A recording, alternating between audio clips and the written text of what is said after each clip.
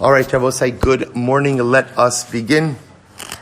We have Baruch Hashem, a number of sponsors today to thank all of our sponsors, to thank our Talmud Torah sponsors. To thank our Talmud Torah sponsors for the month of Kislev. To thank Josh and Becker Friedman for dedicating all the Shurim Le'ilui Nishmas Josh's father Yisrael Yehuda Ben Chaim Raphael Zichron Lebracha. To thank Sammy and Malka Esterson for dedicating all the Shiurim and drushos this month in memory of their parents, Yitzchak Leib Ben haKohen, Sarah Rachel Bas Baruch Avraham, Hinda Bas Henoch Efraim, and in the schus of the continued health and mazel of Mr. Morton Esterson Admei Ve'esim Shanim Tovos. To thank the Pepper family for dedicating the Shurim this month, the commemoration of the yahrzeit of Yosef Pepper, Yosef Dovid Ben Yaakov Zichron Lebracha. To thank our week of learning sponsors, Steve Goloskov, in honor of the commemoration of his father's first yahrzeit, Meretz Hashem, the neshama of נחום, Sandra ben Mushulam, should have an aliyah and a lichtiga gan Eden. To thank Ayal Sara Steinberg for dedicating the week of learning in the schus of refuah sheleimah for Shalamis Bas Susha. And to thank our day of learning sponsors, Mr. Morton Suffness, loving memory of his beloved sister, Frumah Chaya Bas Naomi. To our Daf Yomi sponsors for today, Moshe Werdesheim, celebrating his milestone of completing Shas. Mazel tov, Moshe. Mazel tov, mazel tov. And Baruch Hashem, with the support of his wife Devorah and his son Yehuda. Mazel tov, continued hatzlacha. And to thank Ken Galula for dedicating the shir today in honor of the shir, out of the opportunity to participate in the daily shir, Yirtzeit Hashem via Zoom. Ken is with us every day, Baruch Hashem via Zoom. And with that, let us begin. Thank you to all of our sponsors for all of their incredible generosity. And with that, let us begin. So we have a lot to do today. So we picked up, actually we left off. Today's daf is Memches 48, and we left off, let's pick up 4 lines into the Mishnah. 1, 2, 3, 4, 5. So also remember again, 5 lines down from the top. So also remember again, we were talking in the case of the Mishnah, interestingly enough, about 2 people who go ahead and aser hana one onto the other. Right? That was harini alayich va'at alay. You are aser to me, I am aser to you. So the Mishnah explained that halacha l'maisa, they are not permitted to get benefit from what the Mishnah called asurim b'davar shel osa ha'ir. So anything that belongs to the city. See, the assumption is when you live as part of a city, this is assuming, let's say, Reuven and Shimon, assuming that Reuven and Shimon live in the same city. So what's the issue? Anything that belongs to the city belongs to both of them. So therefore, again, if Reuven or Shimon were to benefit from it, they would be effectively benefiting from one another. So again, the Gemara says as follows. The Mishnah says as follows. So therefore, again, I will say, what do they do? V'akosef chelko l'nasi. I will say, this line itself is not exactly clear as to what it is that it means. We'll see in the Gemara. Kosef chelko l'nasi sounds like they can go ahead and write their portion or assign their portion in the city to the nasi. Okay, we'll see what that means. Rabbi Yehuda Omer, echad kosef l'nasi. So I will say, what it sounds like is that if they make this reciprocal Isser Hana, they assign their portion to the Nasi. Nasi just means the head of the city. Rabbi Yehuda says, Echad kosev l'nasi ve'echad kosev l'hedyot. So Rabbi Yehuda says, no, they could assign their portion to the Nasi, or they could assign their portion to a regular person as well. Ma bein kosev l'nasi l'kosev l'hedyot. I said, what would be the difference between someone who assigns his portion to the Nasi versus someone who assigns his portion to a hedyot? Shakosev l'nasi in tzarech l'zakos, lehedyot tzarech l'zakos. If you assign your portion to the nasi, you do not need a third party to help with the transference. You don't need someone to acquire on behalf of the nasi, but ultimately, again, you would need a third party to help with a hedyot. Again, I will say, we'll see in the Gemara, ultimately, again, what all of this means. V'cham say, echazeh v'echazeh, Chacham say no, if you want to assign your ownership interest in any of the city properties, you need to do that ultimately again through a third party. Dibru b'nasi ela b'hova. The only reason they brought up a nasi was because Rabbi say it was most common in these type of situations to assign your portion to the nasi. Rabbi Yehuda says, "Ein anshe gadol tzricha lichtov." The people of Galil do not need to assign their portion to the Nasi. Why? Shekvar kasvu avosein al yedehen. Because their forefathers already went ahead and assigned their individual portions in the city over to the Nasi. All right, so we have to make sense of what the Mishnah exactly is talking about. So here we go. Says the Gemara, Amai Mitzar. So here's what's interesting. So when you read the Mishnah, this is why I didn't read the Ran, because the Ran explains the Gemara, but let's see the Gemara first. So we'll say, when you see this Lashon over here, hakosev chalko l'nasi, what that sounds like is, it's like another case. Hakosev chalko l'nasi means someone who assigns his portion to the nasi is aser. So the Gemara says, I don't understand, why is assigning my portion to the nasi aser? What does that mean? To which the Gemara says, no. Amrav sheishes hachi katari. This is what it means. Umat takanasan. I'll say, watch this. Here's how to read the Mishnah. So the Mishnah is talking about a case of what, I should say the second case of the Mishnah was talking about a case of, actually third case of the Mishnah, where Reuven and Shimon say, Harini alayich va'at alai. Right? Reuven can't get Hana from Shimon. Shimon can't get Hana from Reuven. So we'll say, what did the Mishnah tell me? In a situation like that, halacha l'maisa. So what's their status? What's their status vis-a-vis city property? Assuming that Reuven and Shimon live in the same city, what's their status? Can't get benefit from it. Right? Why? Because both Reuven and Shimon own an interest in city property. So therefore, again, Reuven can't get Hana from city property. And again, we define the both say, what are examples of city property? The city square, the bathhouse, the shul, the Aron Kodesh, and the Svarim. So remember again, so Reuven can't get benefit from any of those items because then he's getting benefit from Shimon. Shimon can't get benefit from any of those items because he'll be benefiting from Reuven. So now the Mishnah says, both say, so what should they do? You know what they could do? They could assign their respective ownership interests essentially back to the mayor, right? That was called the Nasi, right? They could assign their ownership interest back to the Nasi. By doing that, they have essentially each of them relinquished their individual ownership within these city areas, and therefore they could both benefit. So Reuven takes his ownership interest, assigns it to the Nasi. Shimon takes his ownership interest, assigns it to the Nasi. Now each of them have the ability to benefit from all of the fixtures or all of the aspects of the city. Incredible. So yichtavu chelkon l'nasi. So we'll say, so that's it. That's the whole chap of the Mishnah. So then there's machlokes. Is it just the Nasi? Is it someone else? Does it require a third party? But that's the chap. Essentially, assign your ownership interest back to the city. That's what you're doing. You're assigning to the Nasi, assign it back to the city. That way everyone has the ability to go ahead and benefit. I will say the parentheses are just a restating of the Mishnah. Nothing is, and we could just skip. So I will say, so skip to the two dots now. You can skip the entire parentheses. Rabbi Yehuda says, Ein anshe galil tzrichen lezakos shekvar kasu avosein al yedein. So I will say it's actually quite interesting. So remember again. So the Mishnah now tells me if Reuven and Shimon go ahead and get into they engage in mutual isser. Right, mutual Nedarim, so they can benefit from the other. So again, they can't benefit from certain jointly owned city things. Remedy for that, assign your ownership interest to the Nasi. Then the Mishnah says the people of Galil do not have to assign their ownership interest. Why not? Why not? Because their forefathers already did it for them. Okay, so what does that mean? So we'll say, this is fascinating. The people of Galil do not need to assign their ownership interest to the Nasi. Why not? Shekvar kasvu avosein al yedein. Because their forefathers already did this for them. We'll say, watch this. Tanya, Rabbi Yehuda Omer, Anshe Galil kantarin hayu. I will say the people of Galil were quarrelsome people. And what would happen as a result? Vahayu nodrin hana'a zemizeh. So this is great. So the people of Galil were exceptionally quarrelsome people. And what were they doing? They were always making Nedarim to aser hana'a on each other.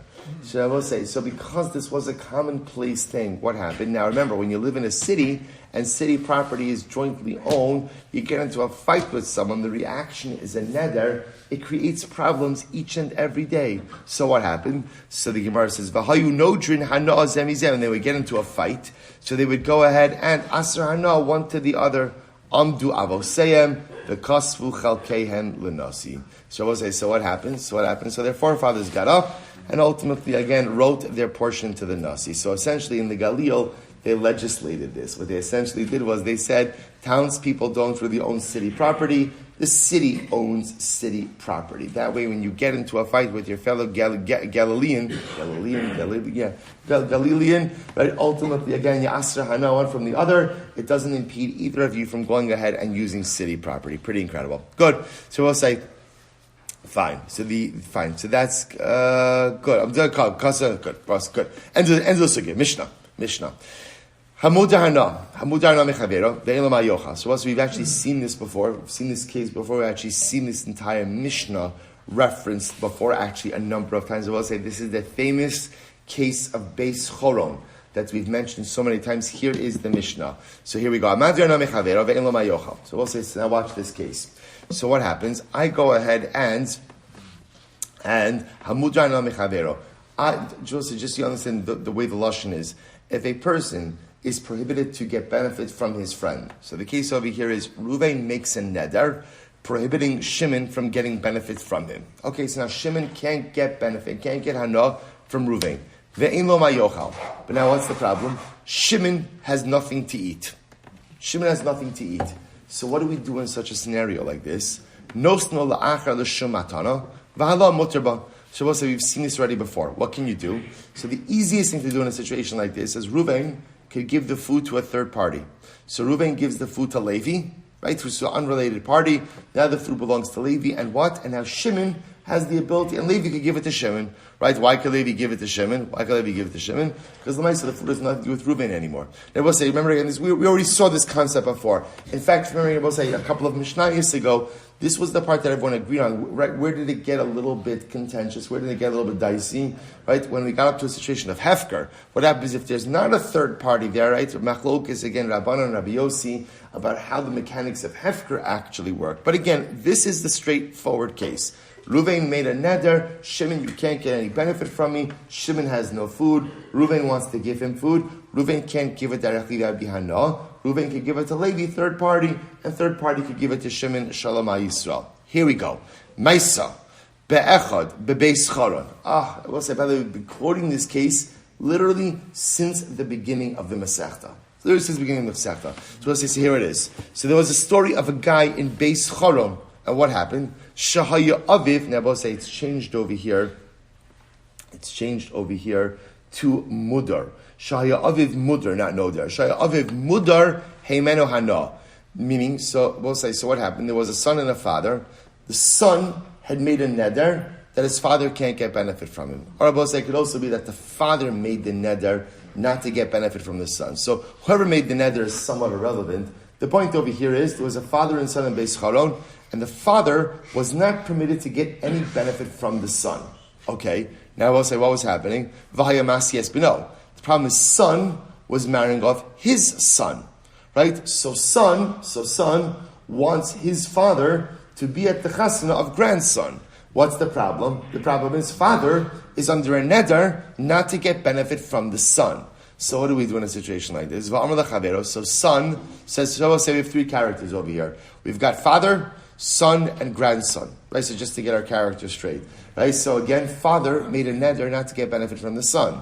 Son is marrying off grandson, who's the son's son. But we're just going to call him grandson for this purpose over here, right? So son is marrying off grandson, wants his father very much to be present at the chasana. Father can't be present at the chasana because father is under a neder not to benefit from son. So what does son do? So what happens? So son says to his friend. So now we've got father, son, grandson, and friend. Right? So son says to his friend, so Amr l'chavero, Chatzer Sudan Nisunin Heinan Lefanecha, Ele Kidei Sheyavo Abba V'yochel Imanu B'Seuda. So what says is very interesting. So son says to his friend, I'm hereby giving over to you the following. I'm giving over the Chatzer, so the hall, right? The Chatzer, the courtyard where the Seuda is going to take place. This Seuda, the food, everything is given over to Nisunin Heinan Lefanecha. It's given over before you. But so it will say, watch what happens in this case. Son is explicit. What does son say? I'm giving this over to you so that my father can participate in the Seuda.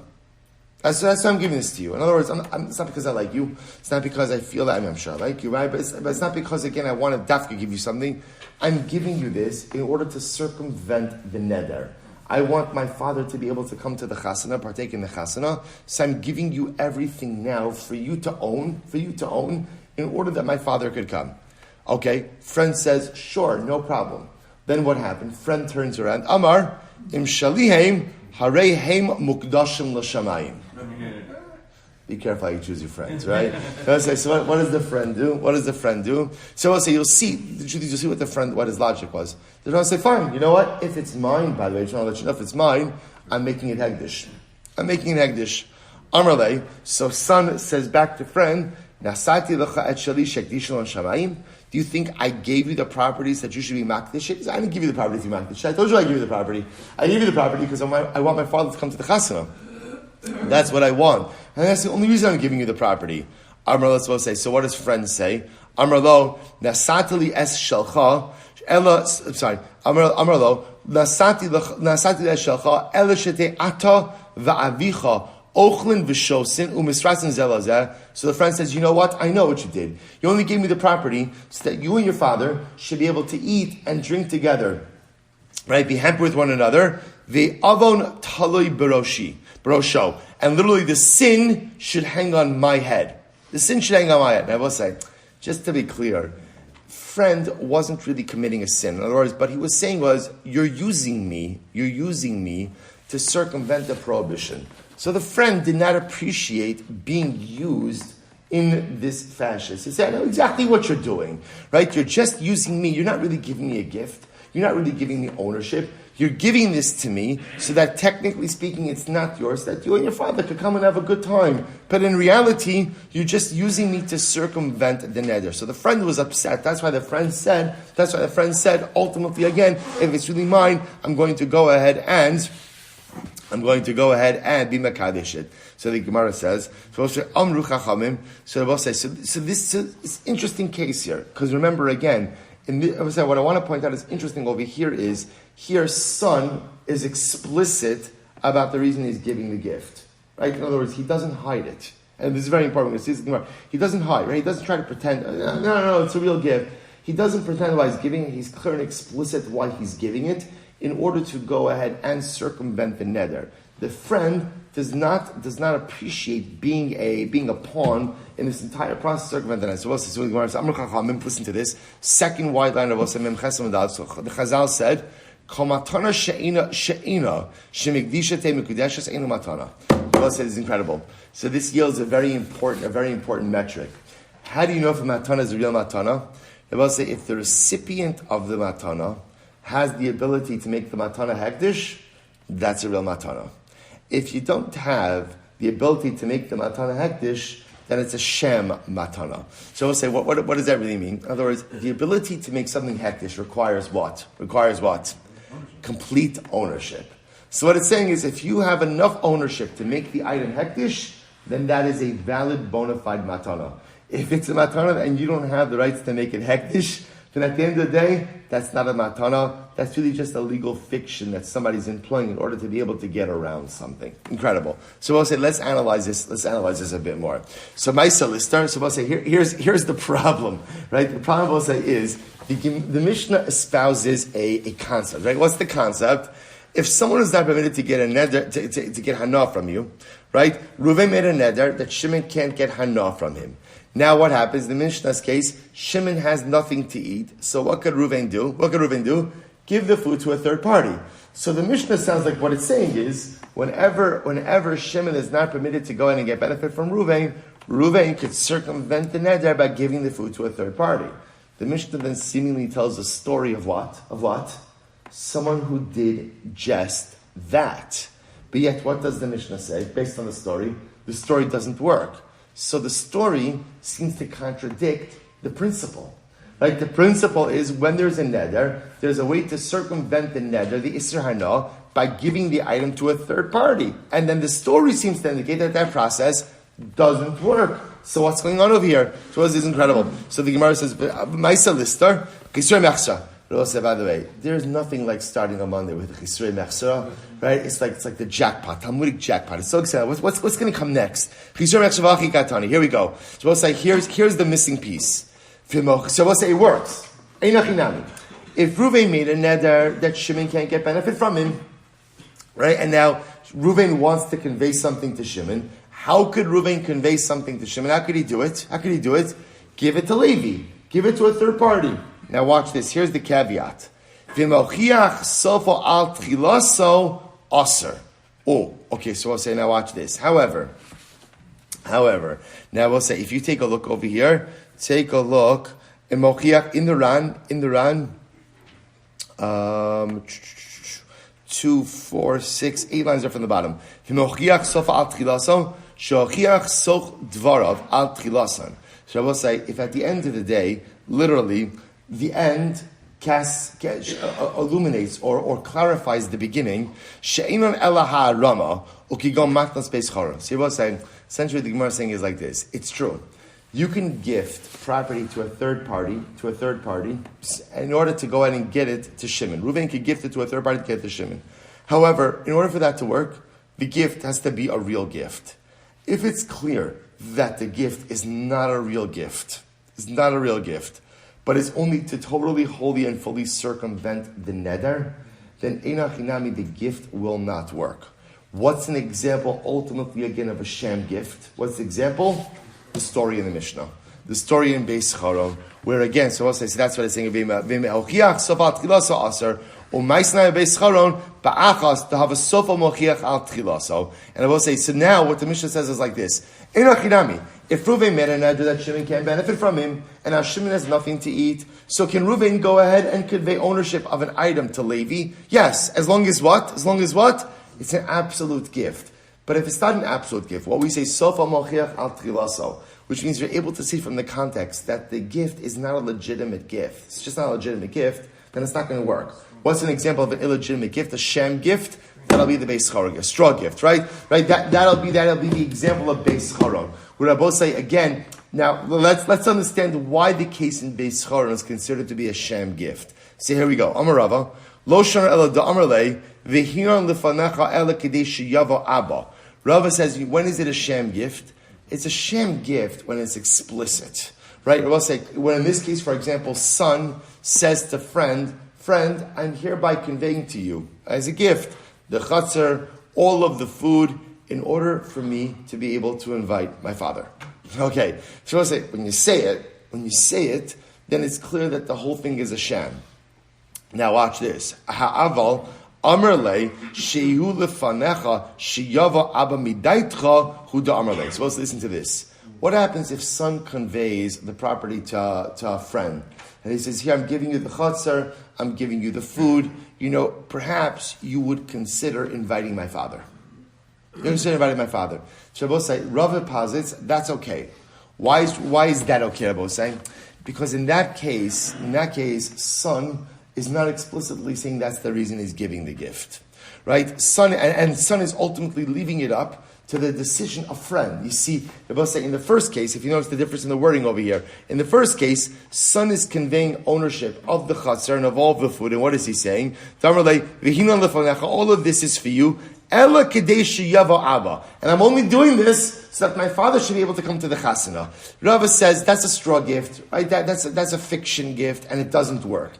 Conversely, if the son says, I'm giving you everything, perhaps you would consider, right? It's yours, you can do with it as you want, but perhaps you would consider, now that you have this, inviting my father to partake.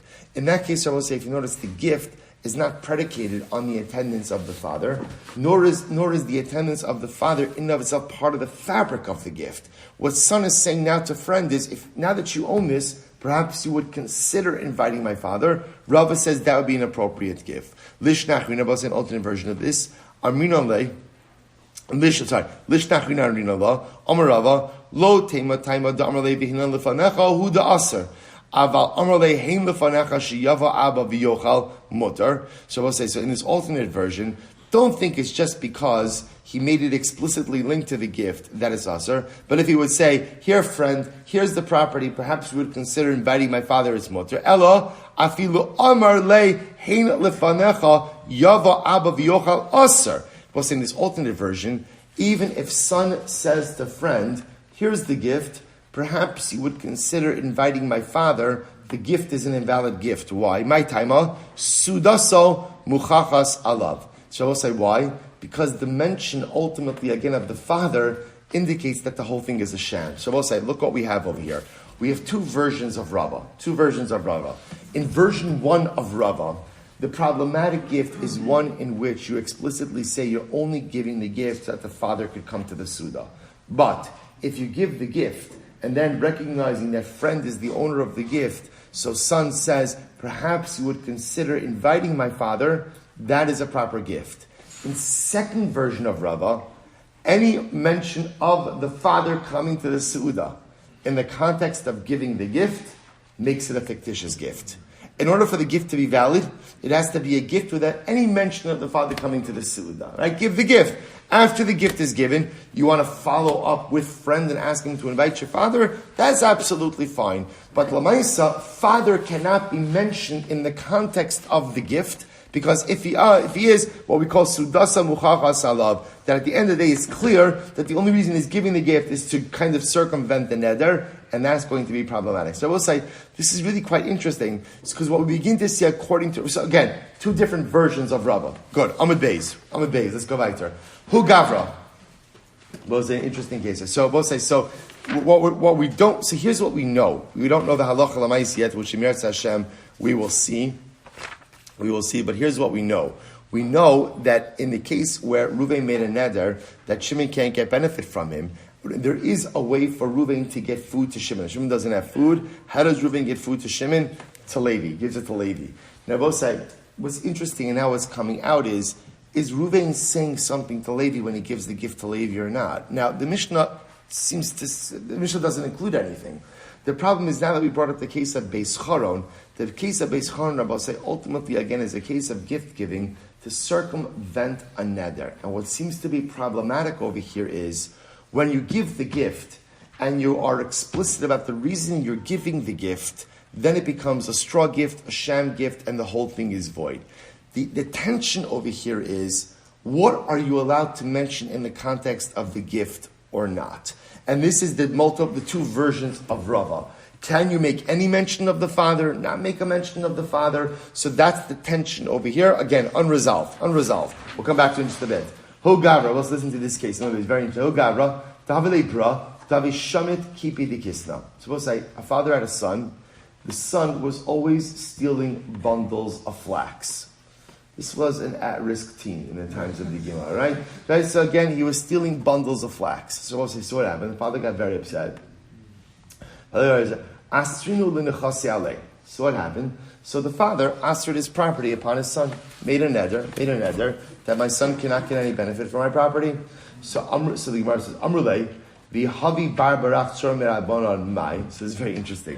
So it says, now the father essentially said, my son cannot benefit from any of my property, including Rabbi say, when I die, my son's not going to inherit me. That's what this father was saying. He was so upset at his son for his thieving ways that ultimately, again, I'm not allowing him to get any benefit from anything. Okay, so they said to the father, but one second. What happens if your grandson becomes a Talmid Chacham?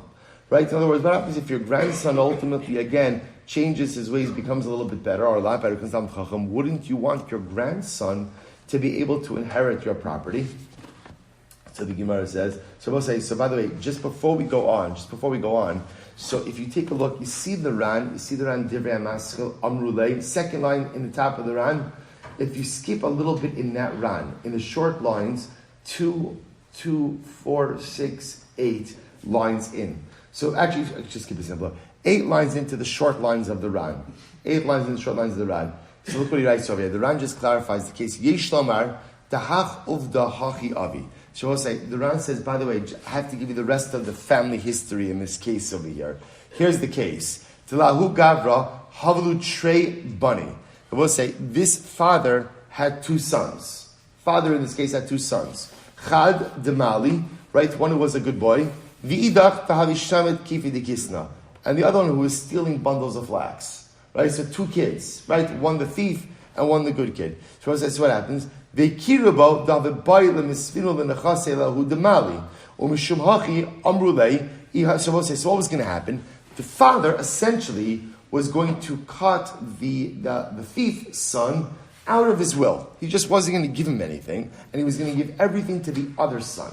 So Amrulei, so they said to the father, Ihava barach sur merabanan lama lo yiske benachasim. So we'll say, so here was the problem. So they said to the father, you're cutting out the thief's son from all of your property, but what happens if the thief's son has a son who's a Talmud Chacham? So your grandson then will be a righteous man. Wouldn't you want your grandson to have some of your property? So I said that's what's happening over here. That's the story. So now back to the Gemara. So I said, what happened? So Amr Lahon. So the father said, you know what? It's a good point. Likni hadein v'havi barbari tzor mirabana likniye. So therefore, I will say, what does the father say? What does the father say? So the father essentially says, look, I'm going to go ahead and give half of my property to the good son, right? The other half of the property, I want my thief son to hold on to.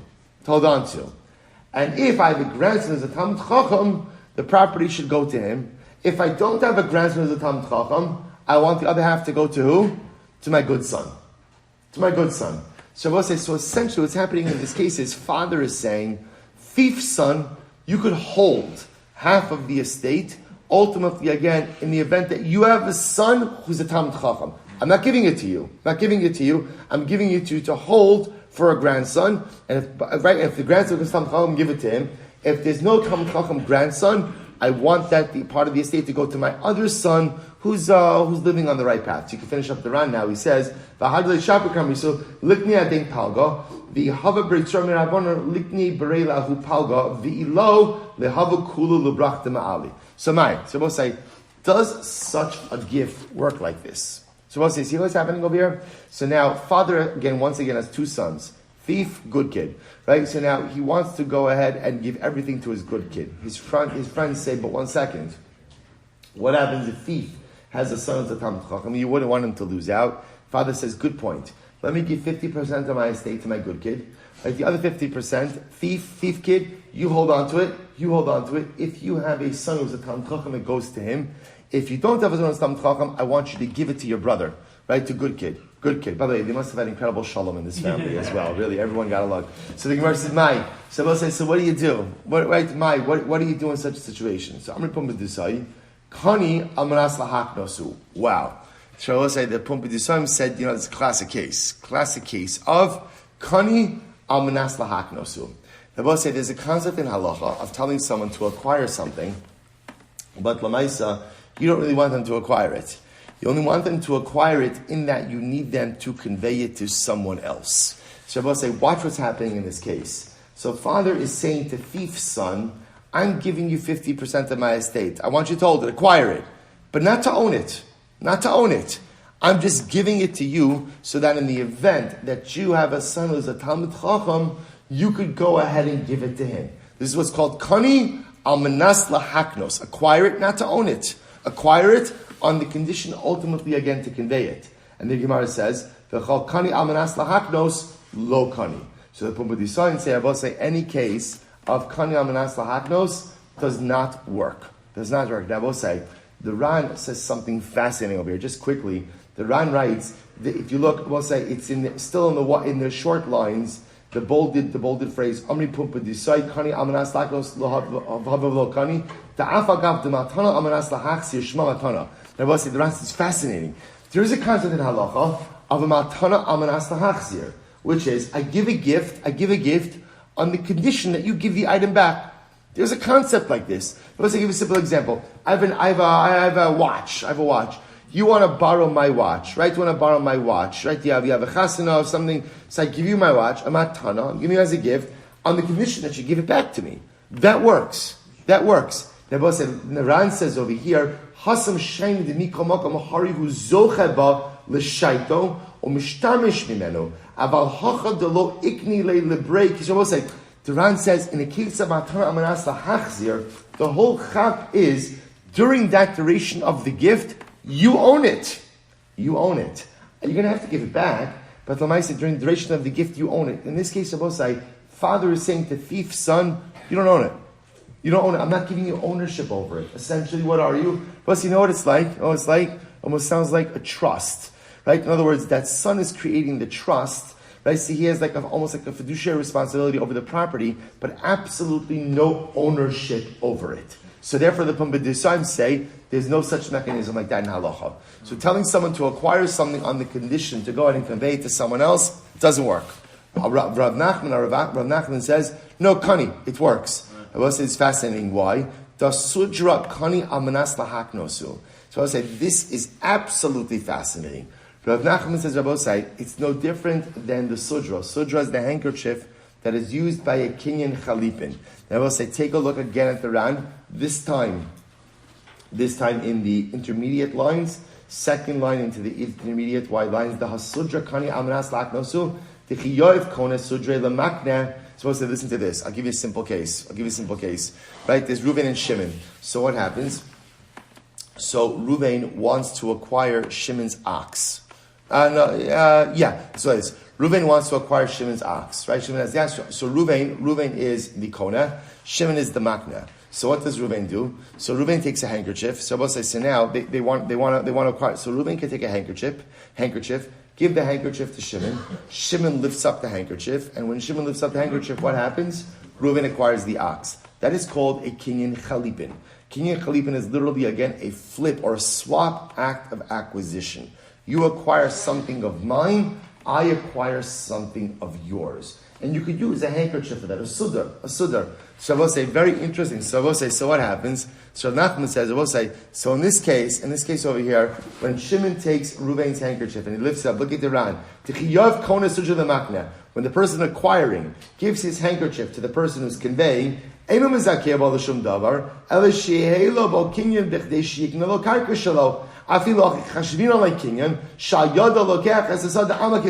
to this. When Reuven gives Shimon the handkerchief, does Shimon get to keep the handkerchief? No.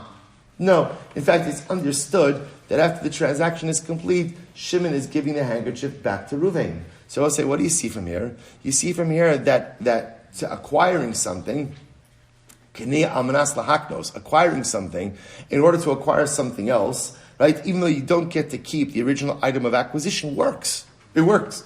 So the Gemara says, Amravashi, no. Oman leimalon the sudra itafis lei milo mitvus. So as I could write by the handkerchief, right? If Shimon goes ahead and decides to keep the handkerchief, could he keep the handkerchief? The answer is yes.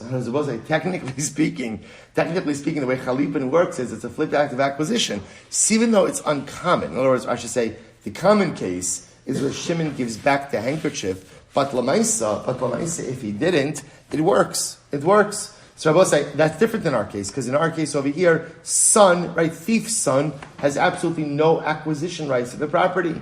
To which the word is Va'od, Sudra Kani Amanas Lahaknos, the Kani Min Hashta Ali Nechazin Dahadin, Lemas Kani. Supposed to listen to this. Va'od, Sudra Kani Amanas Lahaknos. It's true.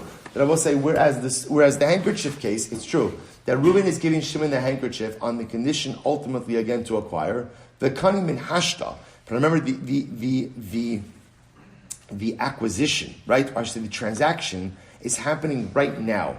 Halin nechasin dahadin le'emas kani. In this situation, in this case that we're dealing with over here with the father with the two sons, ultimately again, when is the property acquired? L'chi havi barbari tzura mirabanan. The property, the real acquisition, actually only acquires with the emergence of a grandson who's a Talmid Chacham. Lechi hava hader sudra lemarei. I will say, at the end of the day, there's nothing left of the original transactional item by then. Amarle Rav Nachman, v'ha matnas beischaron, dekani amanas lahaknosu, velo kakani. So I will say, isn't the case in our Mishnah of the matnas beischaron? So I will say, the matnas beischaron, isn't that a case ultimately again of kani amanas lahaknos? Because both say, what's happening over here? Going back to the Mishnah's case, what's happening over here? Son is saying to friends, what is son saying to friends, right? I'm giving you the gift. Why am I giving you the gift? so that my father should be able to partake? Isn't that a case of acquire, so that you could give it to someone else? And yet, what does the Mishnah say? It doesn't work. It doesn't work. To which the Gemara says, "V'lo kakani zimnin amarle mishum desuudasa muchachas alav bezimrin amarle." So I will say there are two reasons why that case is different. That case is different because, again, I will say, once when the son is giving the gift, he makes a mention of the su'udah, then by definition, again, it's clear that it's a straw gift. The other possibility is the reason why it doesn't work. V'zin amarle Rabbi Eliezer hida amar afilu vitor aser b'mudar hana. I will say the other possibility is, ultimately, again, that if you take a look, by the way, at the Ran, or 4 lines up from the bottom, V'zin Amar Rabbi Eliezer da Amar Afilu Vitor Aser Mudar Hana Lav the Shayach Haka Din Vitor Ella the Ledimyon Ba'amonach Dechi Hechi the Machmer Rabbi Eliezer ben Nedarim Fei. We'll say the idea over here is Rabbi Eliezer is the one who's Machmer with Nedarim in general, and Rabbi Eliezer is the one who holds that this type of straw gift would not work. So we'll say, let's finish this up. Tnan Amru Chachamim Kol Matana She'ena Mekdisha Te Mekudeshes Eina Matana. So we'll say again, what do we say in the Mishnah? We'll say, how do you know if something is an effective gift? How do you know if it's an effective gift? If halacha l'maisa, you could receive a gift and sanctify it, mekadesh it, that's an effective gift. That's an effective gift. Kol asuyei, we'll say, when it says kol matana, what does kol come to include? My lav la'asuyei, ha milsa, deshadja bekivi. So we'll say, is it not talking about this particular case of kani amanas lahaknos, that when you tell someone to acquire something, on the condition to go ahead and give it to someone else. Are we not being taught that such a gift does not work? I will say, why does such a gift not work?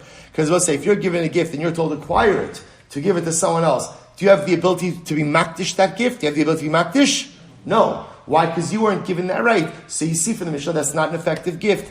To which the Gemara says, maybe not lishna, so the Gemara says, lo, lasui lishna basra, dishmaite derava. Now, say ultimately, again, it could be coming to include the following case, that ultimately, again, in the second version of Rava, where even if son says to friend, I'm giving you the gift, it's all yours, and please now, once it's yours, invite my father, that case also would not work. So I will say, so this is the end of the sugya. Quickly, how do we paskin?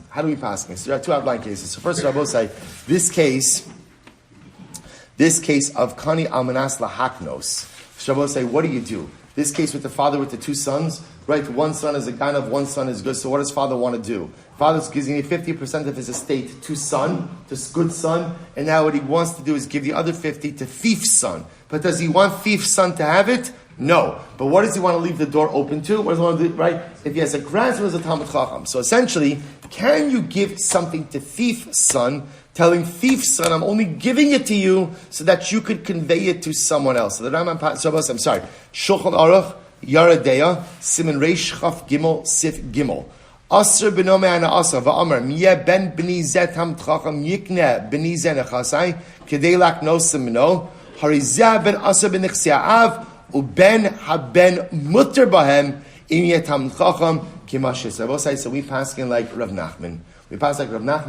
And a gift of kani amanas lahaknos works. So if you give someone a gift, or really what you're doing is you're giving someone custodianship over something, but not that they should own it, but that they should simply hold it for someone else. Such a gift actually works. So we'll say that's halacha l'maisa number 1, right? So that's why I pass in like Rav Nachman in this sugya. They will say, what about again? Let's go back to the previous case. Let's finish up with this. What about our Suda case, right? Our Suda case, right? So how do we pass in a Suda case, right? Son made a neder, or father made a neder, however it is. Father can't get benefit from son. Son is making a chasana, right? He wants his father to come. Son wants to convey property to a third party in order that father could come. Is there a mutter way to do that? So listen to this. Rambam, Hilchos Nedarim, Perek Zayin Halacha Tesvav, Nasan le'echad matana. Son gives a gift to his friend. Va'amar lo haresu dezunasuna lecha matana v'yava ploni shu aser mani asiv yochal imanu hareza aser. So we'll say, if when son gives the gift, he says, friend, I'm giving you the gift so that my father should come and eat with us, straw gift, doesn't work. Furthermore,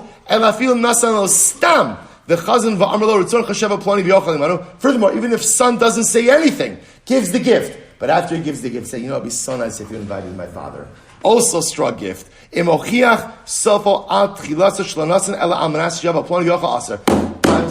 Paskins, halacha l'maisa, The only way the gift works is if it's a bona fide gift.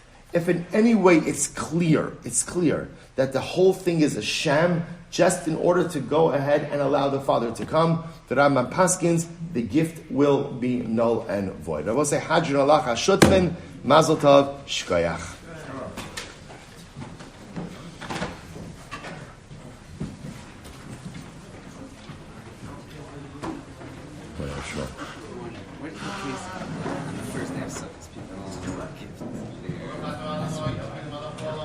That's a matam and aslahachsi. Yeah. Yeah. It has to be, because remember, the whole chap is that you can only be Yosef Mitzvah Esra with your own ID. So it has to be matam and aslahachsi. Yeah. Totally fine. Because again, the difference is Matamas means when it's theirs, they have full ownership of it. The straw gift is where you're never really giving over ownership. Absolutely.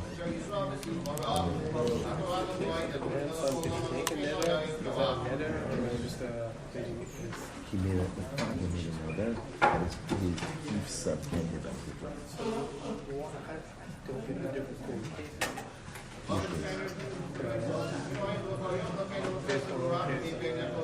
But because he's not giving it to the son, that's the point. The son is giving it to the ownership. It's not about the son. With ownership. The first case, in the base point case, he's actually giving him ownership. You own it. And that's why, again, if he makes any mention of the father anywhere in this, it's not going to work. The second case is being clear, you're an owner. You're a holding. You're a holding company. Baharaya, Yitzchak can't. You cannot use it.